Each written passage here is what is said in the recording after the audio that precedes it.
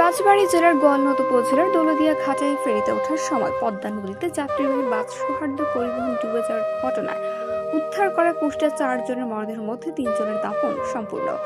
কুষ্টিয়ার নিহতরা হলেন কুষ্টিয়া পৌরসভার মজমপুর গ্রামের মোহাম্মদ আবু বকর সিদ্দিকের স্ত্রী মর্জিনা খাতুন, কুষ্টিয়া খোকসা উপজেলার খাগড়বাড়ি হিমাংশু বিশ্বাসের ছেলে রাজীব বিশ্বাস, একই উপজেলার ধর্ষণ্ড গ্রামের দিলওয়ার হোসেনের ছেলে ইসরাফিল, একই উপজেলার সমসপুর গ্রামের গিয়াসুদ্দিন রিপনের মেয়ে আয়েশা সিদ্দিকা।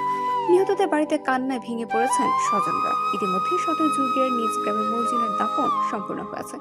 সকাল 10:30টায় তার নামাজের জানাজা অনুষ্ঠিত হয়। এরপর পারিবারিক কবরস্থানে তার দাফন করা হয়। রাতেই তার মরদেহ কুষ্টিয়া পৌঁছায়। খোকসা থানার ওসি মোশাররফ হোসেন জানান, শুনেছি খোকসা নিহত 2 জনের দাফন সম্পূর্ণ হয়েছে। রাজীবের শেষকৃত্যের প্রক্রিয়া চলছে। এর আগে বুধবার বিকেল 4:45টার দিকে ডুবে যাওয়া সৌহার্দ্য পরিবহনের বাসটি কুষ্টিয়া হয়ে ঢাকা যাচ্ছিল। কুমারখালী ও খোকসা থেকে কয়েকজন যাত্রী নেয় বাসটি।